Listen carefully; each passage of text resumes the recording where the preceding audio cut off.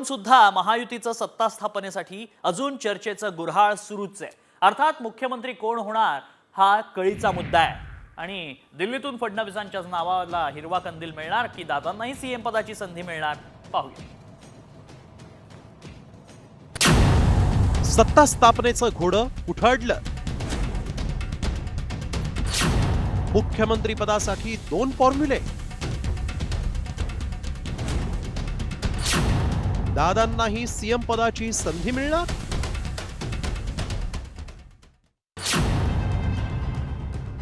विधानसभा निवडणुकीत महायुतीनं घवघवीत यश मिळवलं। 250 पेक्षा जास्त आमदार महायुतीचे निवडून आले।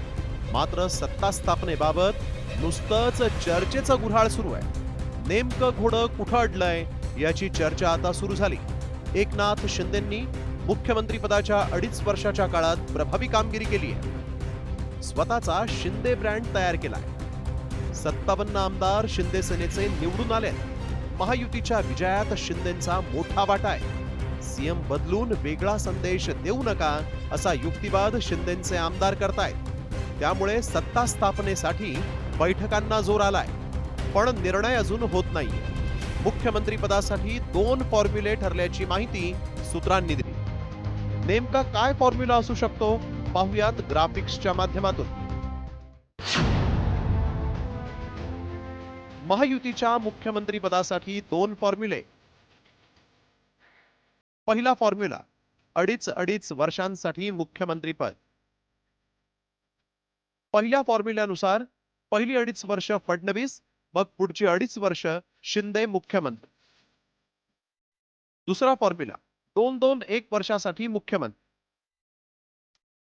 दुसऱ्या फॉर्म्युल्यानुसार फडणवीस 2 वर्ष, त्यानंतर शिंदे 2 वर्ष आणि शेवटी 1 वर्ष अजित पवारांना मुख्यमंत्री पद।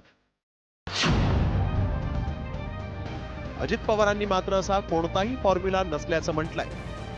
मंत्रिमंडळाचा काय फॉर्म्युला ठरलेला आहे का? जुन्या मंत्र्यांना आहे तसं कंटिन्यू केलं जातं? नाही, ते आमचं आम्ही ठरवू, त्याचा फॉर्म्युला वगैरे नाही। आमच्यामध्ये काय करायचं ते आम्ही राष्ट्रवादी काँग्रेस पार्टी ठरवू, भाजपनी काय करायचं ते ठरवतील, शिवसेनेने काय करायचं ते ठरवतील। मात्र मुख्यमंत्री पदाच्या रस्सीखेचामुळेच सत्ता स्थापनेला विलंब होतोय एवढं मात्र नक्की। पण तुम्हाला दावा करायच्या आत जरी तुम्ही सिटिंग सीएम असला तरी तुम्हाला ऑफिशियली राज्यपालांना राजीनामा द्यावाच लागतो आणि त्या राजीनाम्यानंतर राज्यपाल तुम्हाला सांगतात की ह्या तारखेला तुम्ही शपथ घ्या आणि तोपर्यंत तुम्ही ऑफिशिएटिंग सीएम मधून राहा। मुख्यमंत्री पदाच्या महत्वाकांक्षेपोटी सत्ता स्थापनेचं घोडं अडलंय।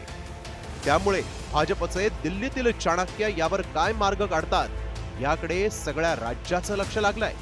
तर दुसरीकडे 2019 प्रमाणे भाजप पक्षश्रेष्ठी काही दुसरं धक्कातंत्र अवलंबणार का याचीही उत्सुकता आहे। ब्युरो रिपोर्ट, साम टीव्ही। आणि याचीच उत्सुकता तमाम राज्याला लागली आहे। तुर्तास पुढची बातमी। शरद पवारांच्या पक्षाच्या नवनिर्वाचित आमदारांच्या बैठकीला सुरुवात झाली आहे। विधानसभा निवडणुकीमध्ये शरद पवार पक्षाचे निवडून आलेले आमदार बैठकीला उपस्थित आहेत। शरद पवारांच्या उपस्थितीत बैठकीला सुरुवात झाली। आज होणाऱ्या या बैठकीमध्ये गटनेता निवडला जाईल, तर निवडणुकीत पराभूत झालेल्या उमेदवारांची उद्या बैठक पार पडेल।